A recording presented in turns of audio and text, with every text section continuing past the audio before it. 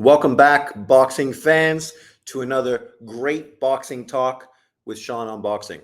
Today, we're going to look in depth into Inoue's resume, try to break down what he has done in his short career and why he's getting so heavily criticized by certain American YouTube channels, and really what's really going on with regards to that. So stay tuned, look forward to that, and I'll see you in a minute.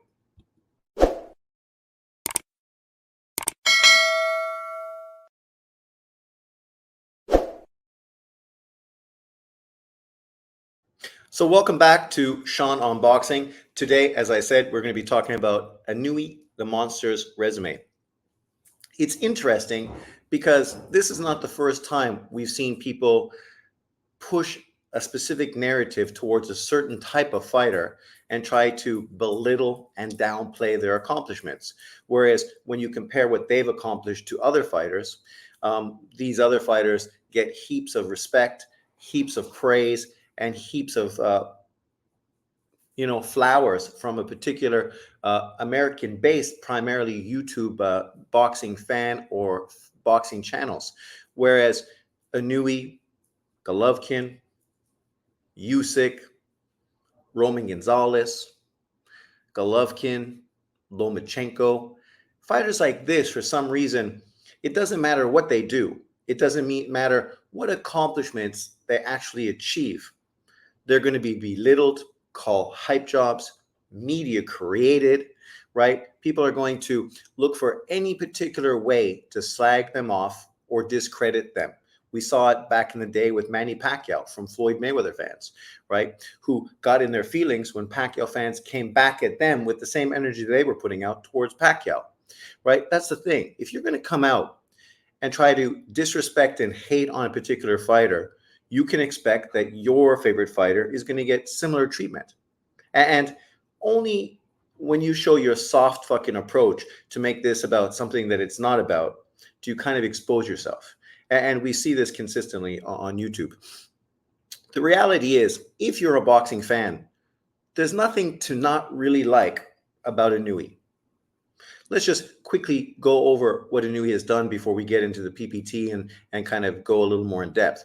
Obviously, at 31 years of age, we've seen fighters at his age who've done far less, yet get tons of credit, right? And a lot of that's based on American-centric mentality because they're American fighters and they're fighting fighters I'm familiar with because they're fighting guys who fight in America. But if that's the way you're going to break down a guy's career, it's a very simple-minded, simplistic sort of perspective.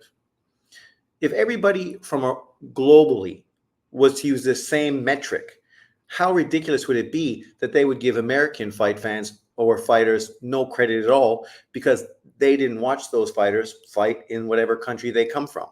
And because they didn't fight in their country, they don't know who they are, so they can't really give them the respect that they deserve.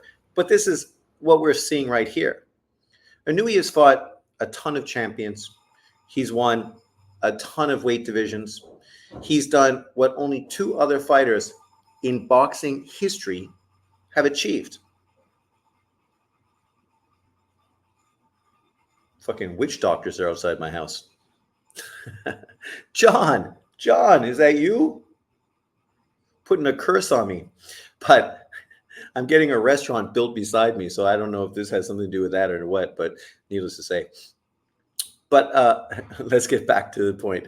So obviously with Inoue, he's done something that only two other fighters in modern boxing history have achieved, which in itself tells you a lot, right?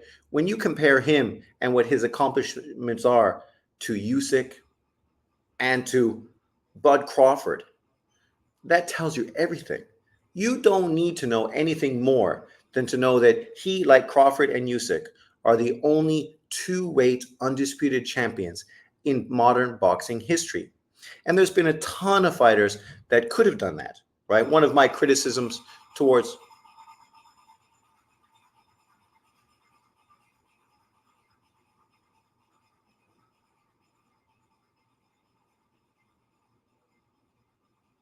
people are mental. But one of my criticisms towards Andre Ward is that he was in position to do that. He could have been the first two-weight undisputed champion. He easily could have did it at 168, but he chose not to fight Lucien Boutte. Why? Prima donna mentality, not willing to fucking make more money to become the B side in a fight, right? Whatever it may have been, he walked away from that big opportunity and allowed Carl Froch to capitalize on it. And then once Carl Froch did it, he didn't then want to deal with Carl Froch and make tons of money fighting in the UK in the rematch. So once again, he walked away from huge opportunities, big paydays because of his arrogance. Then he moved up to 175, was one fight away from doing it at 175 by facing Adonis Stevenson, a fighter that he was ducking at 168. So much so that Adonis Stevenson moved up to 175 to win a world title because he knew he wasn't going to get his shot at 168. And now he could have fought Adonis Stevenson and became a two-weight world champion, but he chose not to. And he's just one obvious example. But obviously, many fighters in history could have done that, but they didn't. The only ones to do it are Bud Crawford, who, miraculously enough, even in the States, gets discredited by American YouTubers, right? Errol Spence fans consistently have crapped on his resume, belittled him, and downplayed him until he beat the shit out of their fighter, and now there's not much for them to say, right? Uh, as far as Usyk, he's kind of not even talked about, not really mentioned. If I was to talk about him being better than Evander Holyfield and achieving more than Evander Holyfield, people would come after me and accuse me of being a racist. Yet everything I said could be argued as a fact, as truth. And I'm a Holyfield fan. I'm not a Usyk fan. So, the truth is, if I said that, it's because I feel maybe, at this particular point of his career, you could literally make that statement and it would be justified. But as far as a fighter I like, I'm a Holyfield fan. I'm not a Usyk fan. And a lot of people aren't really Usyk fans. So he doesn't get a lot of hate because it's a division where there's no American that's of value. And because there's no American of value in the weight class, people just dismiss it and downplay it. And that's similar to what's happening with Inoue. Because Inoue fights in a division and has fought in divisions where Americans haven't really been dominant, then he gets downplayed. And even when he beats an American who is seen as dominant, he doesn't get full credit for achieving that. Right? And now we, of course, saw people criticizing him in my live yesterday about his next potential opponent, an ex-world champion. Is it a great fight? Not by our standards. But if you talk about a fight that will sell in Japan, and obviously it doesn't matter who Inoue fights because the haters won't give him credit regardless. They didn't give him credit for beating Stephen Fulton. So, of course, they're not going to give him credit for beating anybody else at 122 pounds. Already, people are pushing him to go up to 135 to face Tank Davis, right? That's the extent this kind of anti-fan will go to try to dismiss, downplay, and discredit a fighter. Whereas if you talked about Tank Davis going up to 147 to fight Boots Ennis, people would accuse you of being a racist. So if I'm a racist for wanting Tank Davis to go to 147 to fight Boots Ennis, then by that logic, you're a racist for wanting to see Inoue move up to 135 to face Tank Davis, right? That's how this goes. You expose yourself by the narrative you push and what topic angers you. But let's get into this because the truth is, Inoue has had a great career, but there were points in his career where he could have done things differently and things could have played out way better in his career, where he would right now be at a point where it would almost be impossible not to rank him as the pound for pound number one fighter in boxing. But unfortunately, circumstances didn't work out that way, whether that was because of promotional issues, financial issues, other fighters just ducking him and not wanting those fights. Those are deeper and bigger topics to delve into by people that have more inside information than myself, even though I've followed his career almost from the beginning. But I don't know exactly what the truth is regarding that. Maybe some Japanese fans have a little more historical context as far as periodicals they read and interviews they saw in Japan in his language at that time. But an example of this is number one. When he was a 108-pound champion, he chose to skip over 112 to go to 115. By skipping over 112, he was skipping over the biggest small weight fighter in boxing at that time, Roman Chocolatito Gonzalez, who was not quite a household name globally, but in Japan was a household name. And for hardcore boxing fans, was a hard, household name. This was a guy who was dominating every division he was fighting in, was a guy that was blitzing the competition and showing great power, great output, fucking volume punching, and was just phenomenal. Inoue, who was a Japanese, obviously, fighter, moved past him to go face Navarez, who was a long reigning champion at 115 pounds, and obviously a potential future Hall of Famer. But he was no Roman Gonzalez. His only loss prior to losing to Inoue was obviously losing to Donaire. He moved up to bantamweight, tried to challenge Donaire, who was a pound-for-pound fighter, ended up losing a boring but closely fought fight, and then moved back down to 112 and continued his reign as the 115-pound world champion. Inoue jumped up 2 weight divisions to fight him to become a 115-pound world champion, skipping over 112, which even if he didn't fight Roman Gonzalez, he still could have been a 3-weight world champion. And at this point right now, he could be a 5-weight world champion. But he skipped over the 112-pound division, which is definitely a tick against him. And then once he moved to 115 pounds, he stayed in that division for a long time, yet didn't fight any of the top fighters at that weight class, even the guys that preceded Roman Gonzalez and Estrada, right? Guys like Rungvisai, guys like Quadras, who were already in that division, right? He could have tried to chase them. His promoter obviously could have paid them more money than anybody else was willing to pay them, especially a Thai fighter, right? Who felt very confident with his power, right? You would have felt that would be probably an easy fight to have made. 2 Asian fighters, one obviously from a third world country, the other from a first world country. Obviously, economically, you would think they would be able to finance him, especially since Rungvisai had to wait for so long to finally get an opportunity to reclaim his WBC title. Because obviously he was a champion, went to Mexico, was robbed by the Mexican judges, and lost his title to Quadras, who obviously was doing everything in his power to duck and dodge a potential rematch. And then even a unification fight with Quadras, which would have been obviously a huge fight as well. Then, of course, you had Roman Gonzalez, Juan Manuel, Estrada moved to the division as well. 2 historically huge names, the biggest names in the division, along with Inoue. You had, of course, what's his face, the Filipino IBF champion as well. And yet, Inoue didn't fight any of them. That's number 2. Outside of that, there's not much criticism I can throw towards Inoue. Those are the 2 biggest points of contention.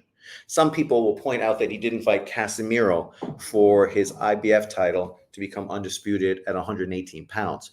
But if you want to be honest, that's less to do with Inoue and his promoter and ESPN than it had to do with COVID, which obviously really sidetracked that fight. And then, of course, Casemiro signed with the PBC, blatantly stopping that fight from moving forward after that, and then ended up having one of the worst fights in boxing history against Rigo. And then was stripped of his title, and Inoue obviously fought Paul Butler. Paul Butler, who, to be fair, faced Jonas Sultan. If you look at Casemiro's resume, you will notice that one of his losses came to Sultan. So Paul Butler did not fight some bum. He literally fought a guy who had beaten Casemiro before. So you got to put that in context. Of course, a lot of casual fans that don't really know much about boxing, most of the stuff they push are just talking points they hear from certain American YouTube channels, which are just as ignorant as them about certain weight divisions. So you can't really believe or take anything they say too serious. But let's get into this. Let's break it down. Let's look a little closer.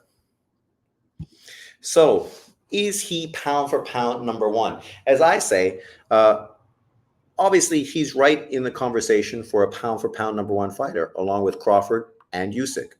What I historically say with every pound for pound list, whether it's boxing, basketball, Champions League, or whatever, things change consistently depending on, of course, what kind of performance is, how active, and what people are doing. Unfortunately, boxing seems to be this one type of sport where when a one particular type of fighter is considered number one, people that look like that particular fighter or represent that particular fighter will never let that fighter drop unless, of course, he gets completely knocked out. Boxing is a lot more nuanced than that. Obviously, when Inoue moved up in his first fight, took on Fulton, a unified champion who people were predicting was going to school Inoue and was a Black American fighter, something Inoue had no idea what he was going to have to deal with, wasn't athletic enough, didn't have the ability, boxing ability. There's no way he could beat Stephen Fulton because, Stephen Fulton's a Black American. How could you expect some Japanese guy to beat a Black American fighter?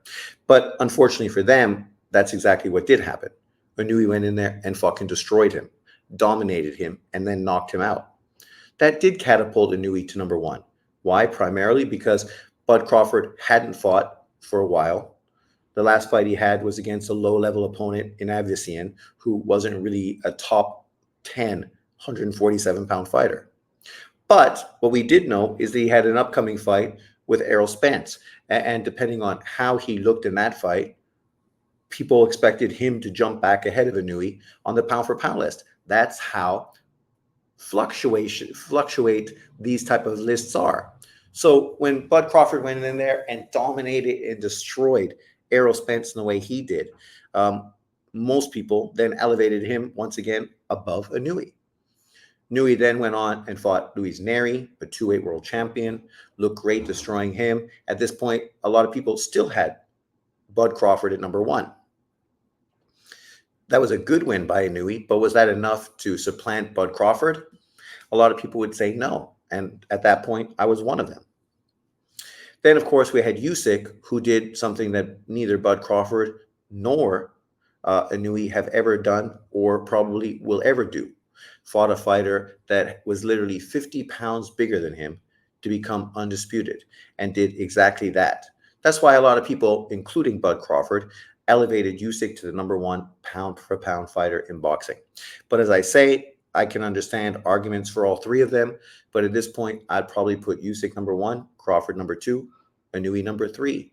People that want to put Tank Davis above Inoue, that's not based on anything but hate and racial bias. Because there's no way you can justify Tank Davis above Inoue. If you wanted to put him at number four, above Canelo or above Bivol or Beterbiev, okay, maybe you could justify that. Maybe.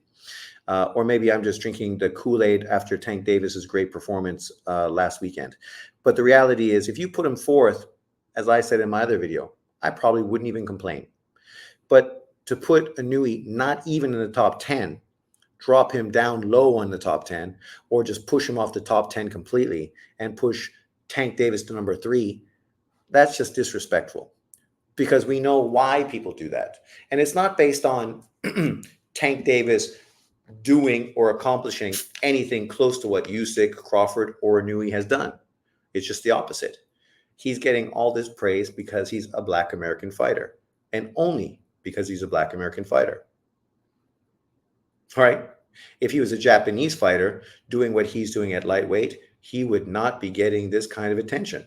He would also be barely on the pound-for-pound list and would be getting complained and criticized as being a hype job, wrapping his hands wrong, being on juice, whatever you might want to say, right? We know this is true because we've seen it time and time and time again. But everybody's pound-for-pound list is their own, so it just reflects really on them. So I have no problem with a person's pound-for-pound list. I just point out that this reflects on you and what kind of person you are, and how you're not really a boxing fan if you're using race as your main way to dictate a pound for pound list. But let's move through. So this is something we always hear when casual fans try to disrespect boxers. Is it true? Of course not. So-called fans' ignorance of the sport only exposes them. And that's really the problem with a lot of these people that troll channels or make YouTube videos and pretend to be boxing channels, yet they're here more for a political reason than they are for the sport of boxing. It's not out of a love for the sport of boxing. It's out of some political narrative that they're trying to push, or in some cases, people that are just trying to push uh, dramatic narratives to get paid off of YouTube. And hey, everybody wants to get paid, so I understand that. But uh, where's your integrity? So here we go. So we're just going to break down his record of fighters he's faced, because people like to talk about how he's never faced anybody. And because you don't know who people are, that's more about you. It's not so much about Inoue, because there's people all over the world that know who Inoue fought. If some certain select of YouTube American channels don't know who he fought, that's because they're ignorant. They can actually go on YouTube and watch almost every single one of these fights if they chose to. And really, isn't that what a boxing fan does?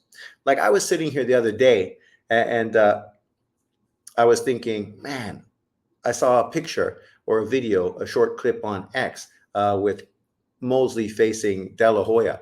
And I'm like, damn, I got to go back and watch those two fights between De La Hoya and Mosley, right? And then, of course, I saw a picture of somebody else. And then I was thinking to myself, geez, I got to go back and watch his fights, right? Because they got some great fights that I'd love to rewatch.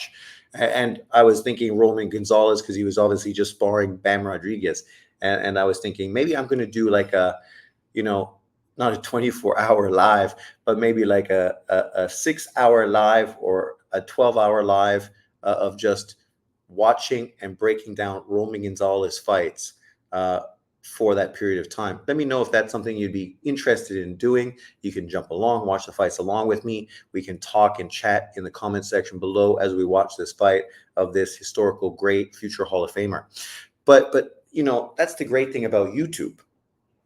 For the most part, and not always, but for the most part, if we're talking about fighters within the modern era from the 80s to now, you can go on YouTube and almost watch every single one of their fights. So let's break this down. So here you have Ryohei Taguchi. At this time, right now, currently, his record was 27-4-2 with 12 knockouts. Don't let the guy's current resumes dictate what they were or what they were when Inoue fought them. When he fought Taguchi, obviously this was a very early fight in his career. I think it was his second or third fight. It was for the Japanese title. And obviously, to give you some insight of how well that fight aged, Taguchi went on to become a world champion afterwards and had some really good fights on his resume, right? So, after getting beat by Inoue, he still went on to become a world champion. Here, of course, we have Omar Andres Navarez, a future Hall of Famer, currently 49-4-2, only knocked out once. Who knocked him out? Inoue, the monster. 25 KOs, was never a big power puncher, Argentinian fighter, I think, but a very slick, small fighter who was able to make people look bad. Obviously, one of his losses was to Donaire. Another one was to Zalane Tete, right? And 49 wins. And I think at 115 pounds, he had more than 15 title defenses of his title. Correct me if I'm wrong. I'm just going off the top of my head. It might be more, but I don't think it's less.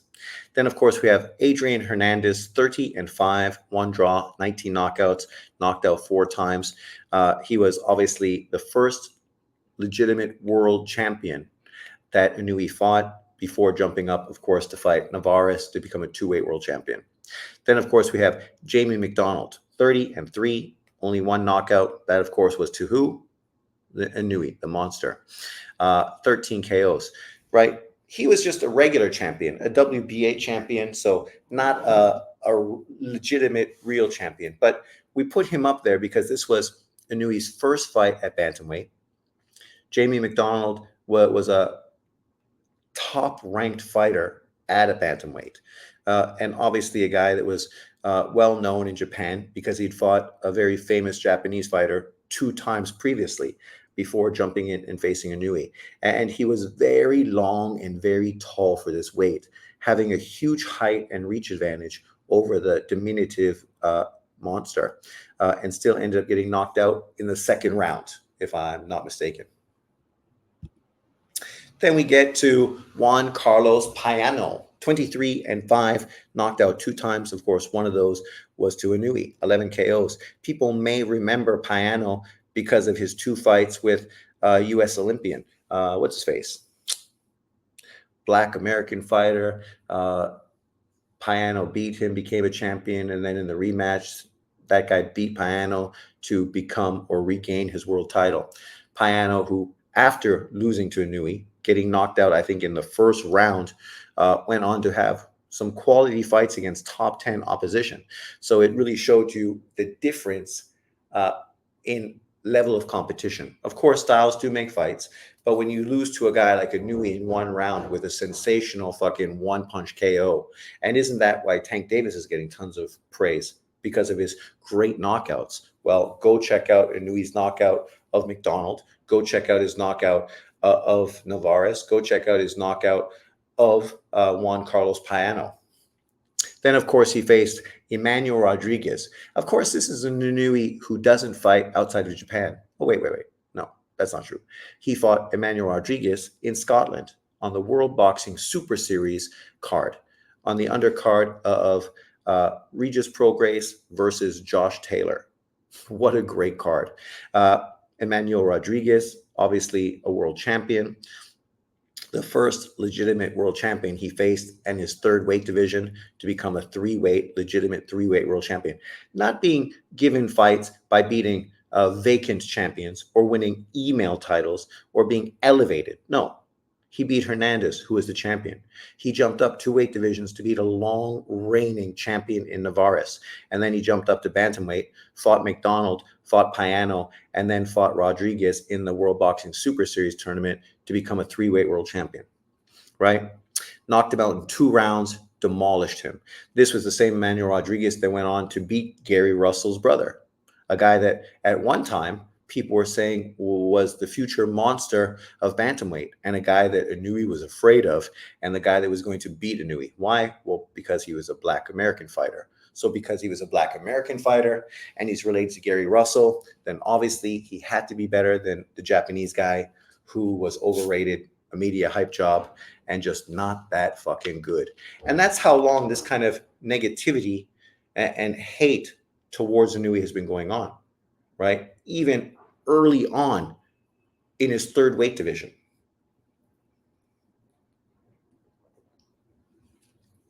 Then, of course, he fought future Hall of Famer, pound for pound, once pound for pound top 10 fighter, Nonito Donaire.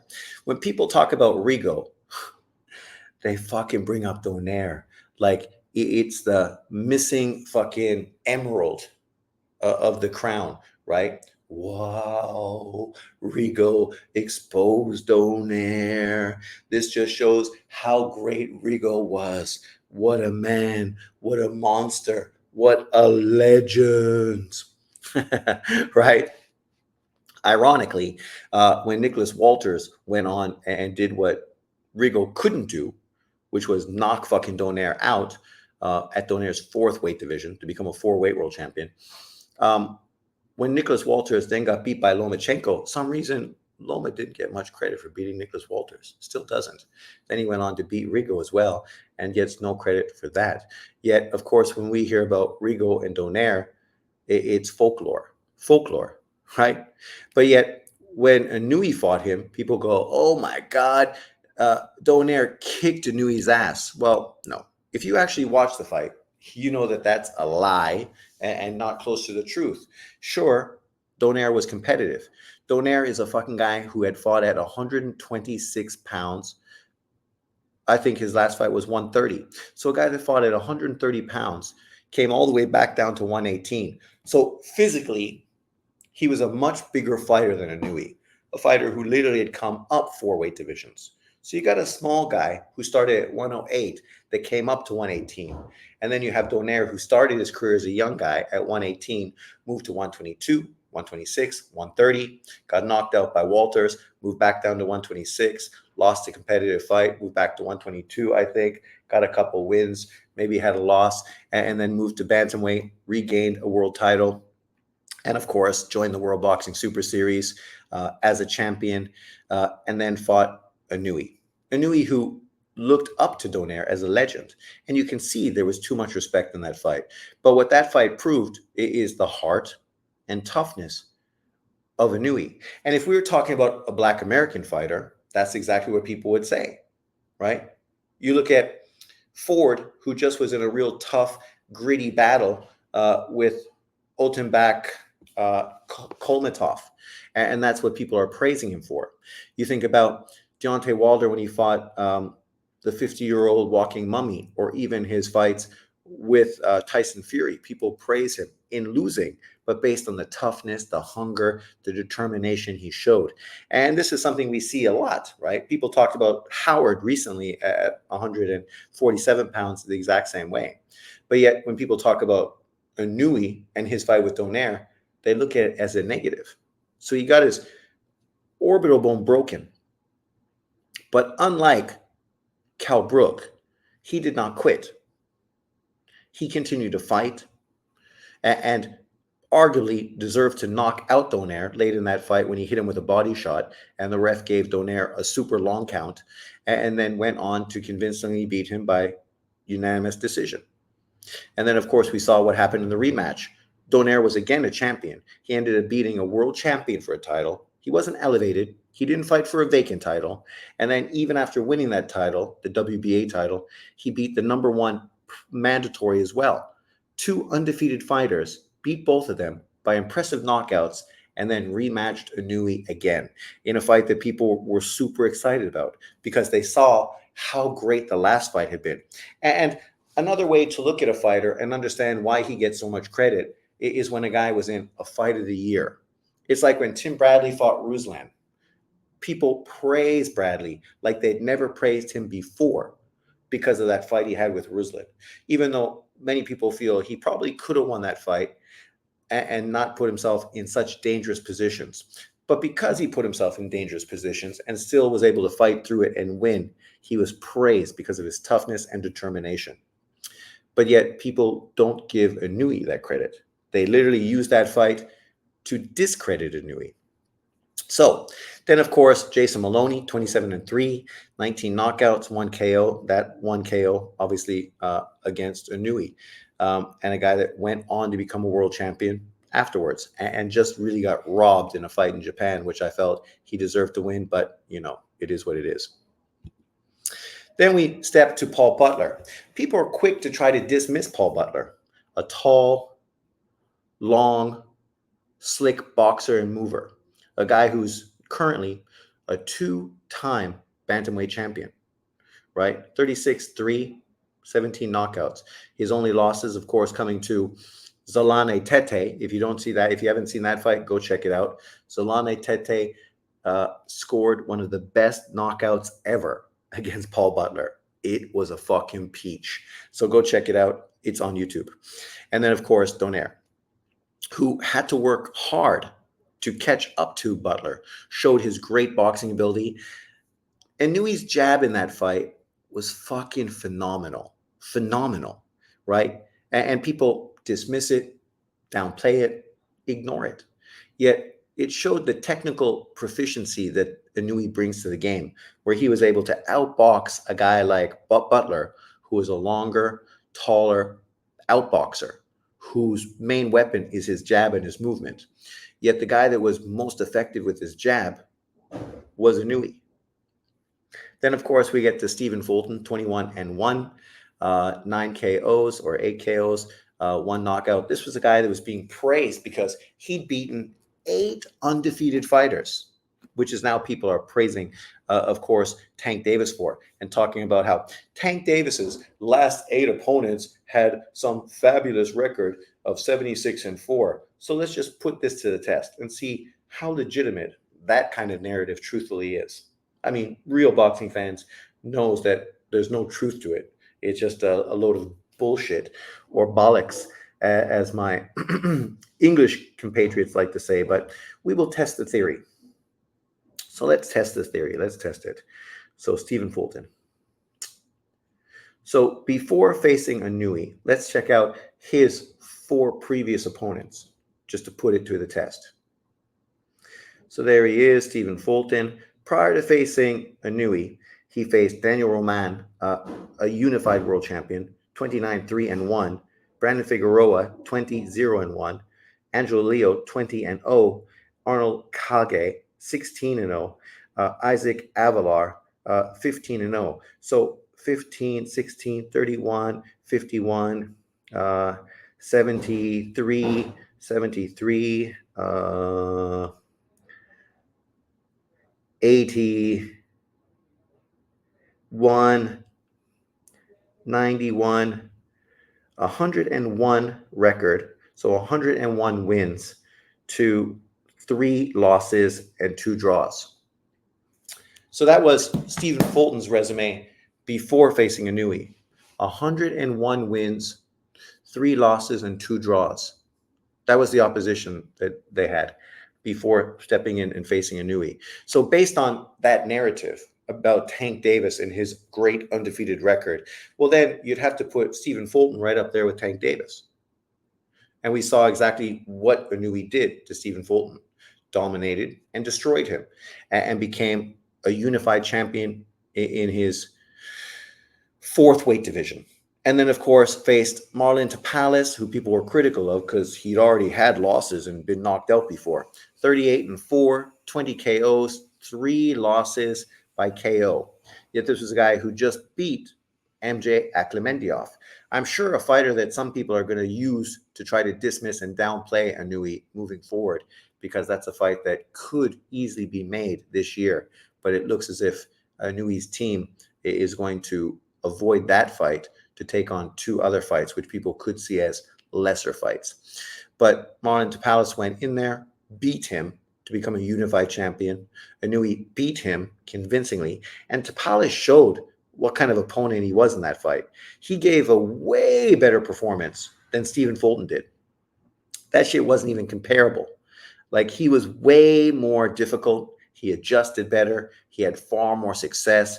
Obviously, he's a rough and tough physical fighter who took a lot more, but he also showed more nuances to his game, which is why it took Inoue a while to really figure him out and break him down and stop him later in the fight. And then, of course, 2-weight world champion, 35-2, 27 KOs. Obviously, his previous loss coming to Figueroa, and obviously his last loss coming to Inoue. So in that fight, you think about that guy, 35 wins, 27 knockouts. He's got a huge knockout percentage. He's always been seen as a hard puncher. I mean, if you look at Tank Davis as an example, I wonder if he's fought anybody that has a knockout rate as high as Luis Neri.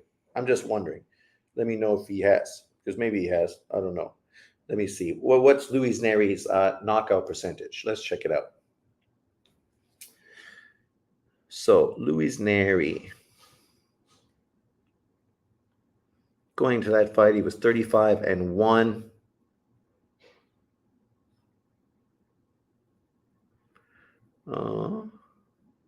Why can't I see it? Am I blind? Okay. His knockout rate was 77. And obviously, it was probably a little higher before he lost to Inoue. Probably closer to 78, maybe closer to 80. So 80% KO ratio. Let's just check out Tank Davis. I want to see who Tank Davis has fought that has had a similar knockout percentage to Neri. And of course, I'm only doing this to put things in perspective, because people want to dismiss and downplay Inoue because Neri dropped him. Because, of course, getting dropped is somehow a terrible thing when you're not a Black American fighter. When you're a Black American fighter, it ain't really that deep. It ain't really that serious. But when it's a non-Black American fighter like a Lomachenko or an Inoue, It's basically exposing them as a hype job, media created and over. Oh, okay, maybe Ryan Garcia. Okay, I sort of forgot Ryan Garcia. He does have a huge KO rate, 25 and 120 KOs. His KO ratio is 80%. So yes, a little higher than Luis Neri. So there you go. Frank Martin. Yes, I definitely don't think his knockout ratio is going to be that high. 66 or 67%. Uh, Maybe Romero. Not that anyone's going to take that too serious. Romero, yes, 87%. But mind you, if you look at who he fought, he hasn't really fought anyone. But there you go. So there's four, 8, 9, 10, 11. And I think I'm missing somebody as well. Kono, I think, also is a champion. I'm not scoring, obviously, Jamie McDonald, who is a regular champion, but still a champion, a regular champion, as a 12th champion that he faced. But Kono, who obviously should be on this record as well, Kono was a champion. There he is, Kono. So, see, people look at his 12 losses and they'll be like, oh my God, he's got 12 losses. But throughout history, we've had plenty of tough, durable fighters who were champions that had double digit losses. It just means they fought everybody. So 33 and 12 only knocked out twice in 12 fights. One of those, of course, to Inoue, 14 KOs, and ex world champion. And obviously, this was a big rivalry fight because Koei Kono was a big name in Japan. And for Inoue, the young upstart, to knock out Koei Kono, that was a big statement fight, a big statement win for Inoue at that time. And then here we talk about the three fighters I would ultimately like to see Inoue fight at 122 pounds. I don't want to see Inoue move up to 126 at this point. I figure you might as well let Shushu Carrington do what he's got to do, beat these dudes, develop, become a unified champion at 126. And at that point, then you move Inoue up. It's an in-house top rank opponent. He can go the WBO route, get an immediate world title fight against Bruce Shushu Carrington, and potentially try to become a 5-weight world champion against an established an American fighter, which would be great. If you're going to go to America, that's the kind of opponent you need. That's the kind of opponent that potentially could make for an interesting fight for Inoue to actually go to the States and take on a guy like Shushu Carrington. And I'm pretty optimistic about Shushu. At this point, I don't think there's really anyone at 126 pounds that is better than him. Obviously, he's young and he's still going to need to get some fights in and get to his best before an Inoue fight makes any sense. And maybe he'll even grow out of the division before that happens. We'll see. He's not that young. I think he's 26, 27 years old. So we will see. But the fights I wanted to see, and that's just because I'm a radical boxing fan and I love fantasy boxing. So I think about John Rio Casimiro, the one that got away, 33, 4 and 1, 22 KOs, only stopped once previously. Uh, I would have loved to see that fight. A lot of Filipino boxing fans were really overhyping John Rio Casimiro, acting as if he was going to be the one to embarrass and expose Inoue. But, I don't think there's any truth to that. I don't think Casimiro's as good as fucking Luis Neri is. And he's never proven to be as good as Luis Neri. But it's a fight that the Japanese public would really be interested in. It's obviously a fight in Asia that makes a lot of sense, and it'd be an interesting fight. Casemiro has said all kinds of terrible, demeaning, downplayed shit about Inoue. So in truth, it's a fight that I think Inoue probably would like to have, just so that he could beat the fuck out of Casemiro. And I'd love to see that fight. And then, of course, the fighter that I think would be the best opponent on Inoue's resume as of this time, and that is MJ Akhmadaliev. And I know someone's going to then correct my pronunciation in the comment section, but I don't care. If you watch my channel, you know that I butcher people's names. So you trying to tell me how to pronounce somebody's name, what's the fucking point? Just understand that this is part of my charm and let's move on. But I'm giving MJ praise. 12 and 0, oh sorry, 12 and 1. His one loss obviously coming to what's his face? 9 knockouts, fast, powerful, a lot of amateur pedigree. A fighter that I think would be a great opponent for Inoue and potentially could give him a lot of problems because he is fast and he does have power. I think Inoue would really have to rely on his jab, which I think his jab is good enough that he could win that fight with his jab. And based on just his jab, some jabs to the gut, jabs to the head, some shots to the body, could eventually break MJ down and stop him late in that fight.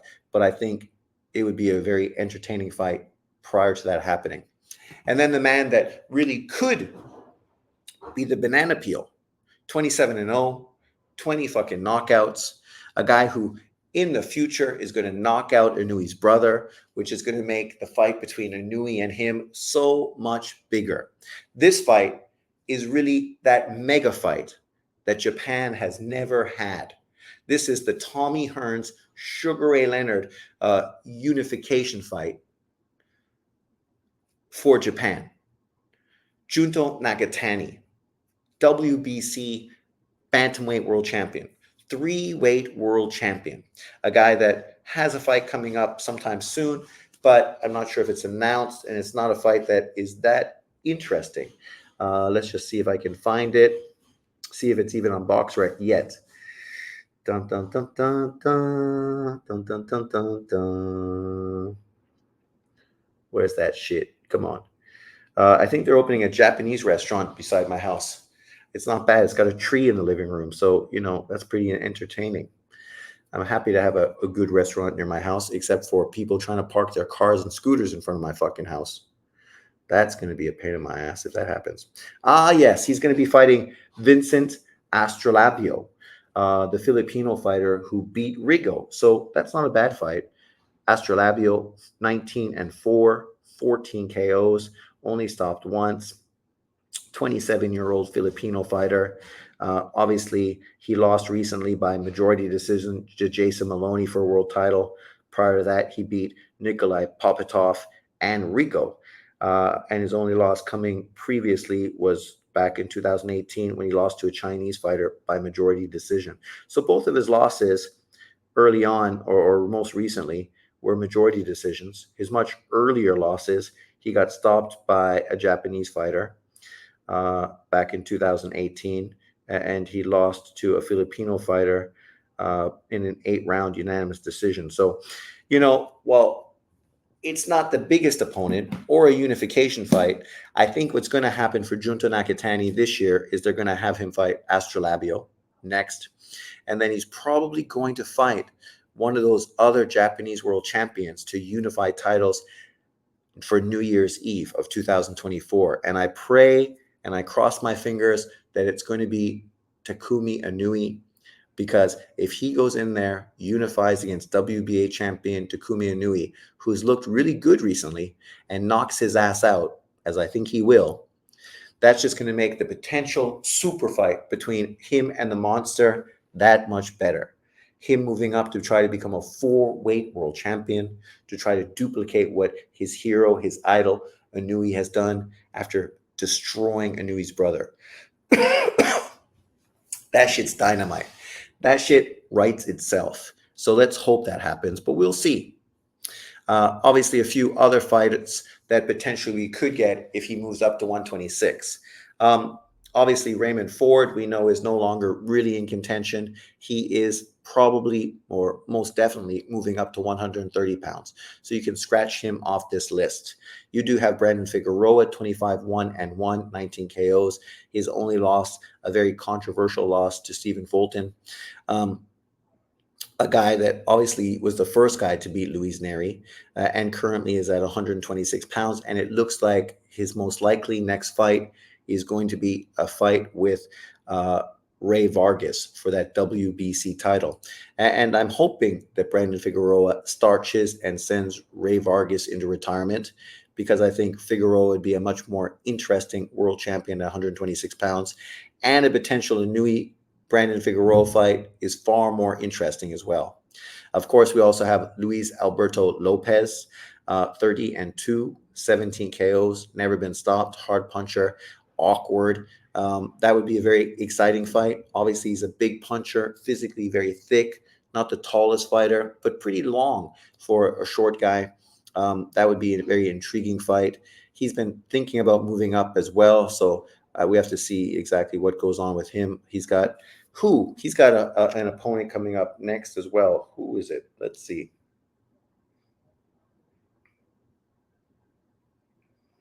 I thought I just saw it released that he's going to be fighting somebody.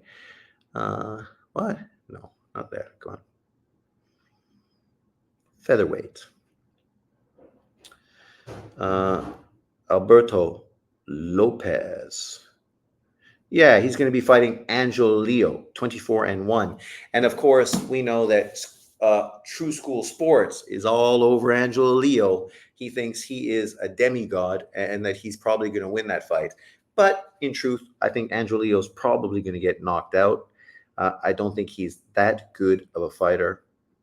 So, it is what it is. But maybe I'll be proven wrong. I don't mind if Angelo Leo wins, but that will tell you that really this division just isn't really that great. It's got a lot of mid-level fighters, but not any elite fighters. And for Inoue to move up to this division and make a super fight that potentially could bring him to America, Angelo Leo is not that fighter. Figueroa, possibly.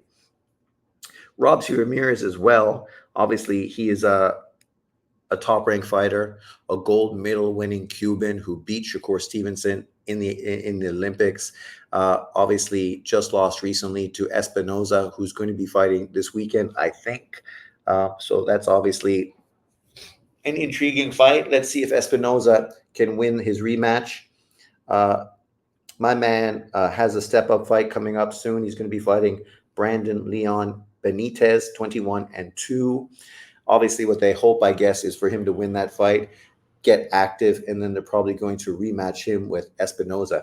And historically, what we thought was that if Robsy Ramirez was the WBO world champion and a top-ranked fighter, he would probably be the most likely opponent for Inoue when he moved up to 126.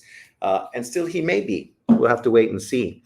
But obviously, he's going to have to do something to make that interesting. Because right now, Bruce Carrington is ranked number 9. Undefeated Japanese fighter, Mikito Nakano, 10-0 with 9 KOs. The 28-year-old fighter is right there. But the problem with him is he's old and his level of opponents are pretty limited as of this time. Nick Ball would potentially maybe be a good opponent, right? Especially if Inoue was going to say, go fight on the undercard of Anthony Joshua and fight a UK fighter on that huge pay-per-view card. But we'll have to see how that all pans out. So there we go. So here we go. 22 world title fights with 22 KOs. He's on pace to pass Floyd Mayweather if he can continue doing what he's doing. And that is the amount of world title fighters beaten. This is a 4-weight champion and has tied Bud Crawford to become the only 2-weight undisputed champion in male boxing. Of course, Usyk just recently accomplished that as well. He will be going up in weight by 2025. We've heard mixed messages, but that's the consistent message, to become potentially a 5-weight world champion. And as I've mentioned quite a few times, it's a small select group of fighters who've become 5-weight world champions. So let's look here right now. So title wins, 13 title wins. Title defenses, 17. Title fight KOs, 20. KO wins, 24. I mean, when you think about a guy with a 27-0 record, with 24 KOs, who's had 17 title defenses, that's pretty impressive. It's similar to Lomachenko. The majority of fights this guy had were world title fights, right? That's impressive. And obviously, he's a smaller weight fighter, something Lomachenko wasn't. He was a little bigger. So him doing it is a little more impressive because we know at the smaller weight classes, uh, this is something that you can achieve because there's not as much promotional shit to get in the way. But as I said, he could have fought 112 pounds and this resume would be higher and there'd be more title wins on his resume as well as title defenses. Also, if he would have fought any of the other world champions at 115 pounds, his title wins would be higher and his title defenses would be higher as well. But let's move forward. Oh, here. So John's whole stupid conversation. This is something he said recently about smaller guys versus bigger guys. This is about body percentage, not about number of pounds someone moved up. Smaller guys are limited to the amount of weight they can put on, while bigger guys can put on more weight. Obviously, this is just logical. According to this logic, Canelo Usyk should be ranked higher than Bud because they also put on more weight in their career. This is only being used to discredit the non-black fighter. And it's true because it's a stupid narrative. According to this philosophy that John is pushing, Usyk should easily be the number one pound for pound boxer in the world because literally he just fought Tyson Fury, who was 50 pounds bigger than him, and obviously moved up from cruiserweight to the weight class he's fighting now, which is a bigger weight jump than what Bud Crawford has done in his whole career. But what we're talking about is body weight percentage. For a small fighter who started at 108 pounds, moving up to 122 pounds, that's a big percentage of his body weight, right? Whereas a cruiserweight going up to heavyweight, it's not that big of a percentage of body weight for him to move up. Even Bud Crawford, who obviously fought at 130 pounds, right? Or sorry, 135, moving up to 154, it's not that big of a jump, right? 21 pounds, but percentage-wise, based on his physicality, his frame, and his natural size, we know that Bud Crawford walks around at 180 pounds. We've seen it, right? Usyk, I think he walks around a little probably lighter than he does when he just recently fought. At least that's what it sounds like because he's talking about moving back down to cruiserweight. We know Inoue probably walks around at probably 130 pounds, right? That's probably his weight when he's not training for a fight. 130 pounds, dropping 8 pounds to make 122 because he's definitely not stretched out at 122 pounds. He did look a little weight drained and stretched out in his recent fights at 118, but at 122, that extra 4 pounds, he looked totally healthy and hydrated on the scales. He did not look dehydrated or drawn at all. Unlike Frank Martin, who just fought Tank Davis, and Frank Martin looked terrible on the scale. Unlike Tank Davis, who looked great. At this point, I wouldn't want Tank Davis to move to 140 because I don't think he needs to. But at the same time, if you're not moving to 140 to take on Ryan Garcia and Isaac Cruz and Teofimo Lopez and Devin Haney, then fight fucking Lomachenko, Shakur Stevenson, and Zepeda and the dudes at that weight class, right? Fight the best fighters available to you. And that's the same thing I say for Inoue. Better to stay at 122 pounds and fight the guys I listed that are just better opponents and fights that I would be excited to watch him in. But let's look at some of the other fighters in boxing history who went on to become 5-weight world champions. And there ain't too many of them. So it talks about the potential group of historical legends that Inoue is close to joining. And it depends, of course, when he jumps up to 126 and who he fights. But, you know, in truth, it shouldn't be that hard for him to win a title at that weight class. But here we go. So you got Thomas Hearns, the great Tommy Hearns, right? We have Sugar Ray Leonard, my favorite fighter in history. I was a huge Leonard fan. I wanted him to beat Hearns. I wanted to beat Leonard. I wanted him to beat fucking Hagler, even though people said, no, he lost that fight. Bullshit. He won that fight. Even when he did that weight management bullshit move, weight training against Donnie Lalonde, my Canadian fellow Canadian fighter, I still wanted Leonard to win. And I was super excited when Leonard knocked Lalonde out. Leonard was and is still my favorite boxer of all time, the guy that I grew up watching. Then, of course, we have De La Hoya, Floyd Mayweather, and last but not least, Manny Pacquiao. That's five fighters in boxing history who moved up five weight divisions. I thought Marvin Hagler did it as well, but let's think 135, 147, 154, 160. Did he win a title at 160? What weight class did he beat Barkley to? Didn't he win against Barkley to win a world title? I guess that's four weight divisions. But yeah, I just assume he fought five weight divisions. But obviously, that is historical. Five super champions from modern era boxing, and the sixth to join this group potentially is going to be the monster. I mean, that's pretty fucking impressive. Pretty impressive. Of course, Bud Crawford can do that as well and become the seventh fighter to do it if he moves up to 160 or potentially 168 to take on Canelo Alvarez, which would be obviously, it really shows you the historical context of Inoue and the footsteps he's walking in, because literally he's walking in the same footsteps as Bud Crawford. The difference is he's 5 years fucking younger. 5 years younger. So when you put that in context, it really tells you that he's got a lot of time to really surpass what Bud Crawford has done in his career. Not that he's going to, but he's got the time to do it. It's just a matter of the motivation and the ability. So those are things we'll find out moving forward in his career. Um, what else was I thinking? Soon Inoue will join this incredible group of legends. Also, not just Bud, wasn't there somebody else who was on the tip of my tongue? Canelo could do it, but Canelo would have to go to cruiserweight to do that, which is right. When people talk about historical greatness, for Canelo Alvarez to jump up to cruiserweight to try to win a world title, that's very similar to Roy Jones jumping up from light heavyweight to win the heavyweight title. That shit is unprecedented.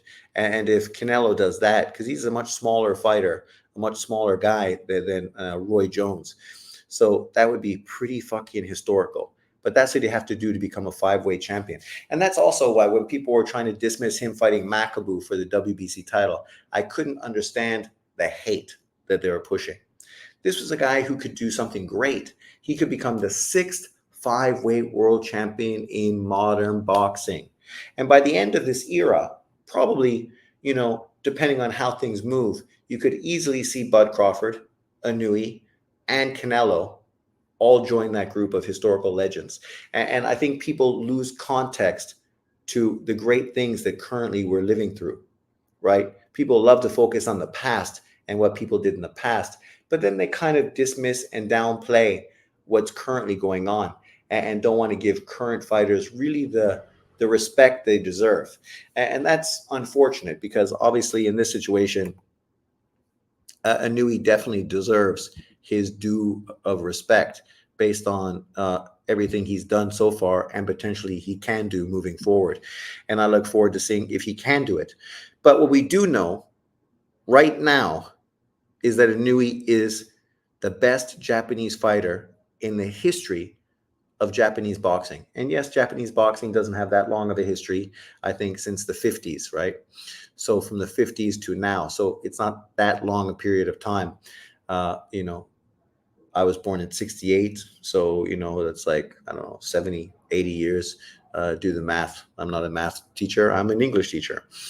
And of course, like Canelo Alvarez, some people dismiss this and downplay it. But what Canelo's done, and if he is able to go on and do what Juan Manuel Marquez wasn't able to do, and others become a five-weight world champion, or even go on to become a two-weight undisputed champion by going up to light heavyweight and beating the winner of Bivol and Beterbiev, I don't know if he could do it, but trying it would be fucking phenomenal and would be well worth the attempt, even if he lost in the process, I think, because you can't hate on a man doing that, because that is really going for greatness. But a guy that could easily be seen as the best Mexican fighter of all time, right? And then, of course, you have Usyk, who could easily be seen as the best Ukrainian fighter of all time. At this point, you'd have to rate him above the Klitschko's, I think.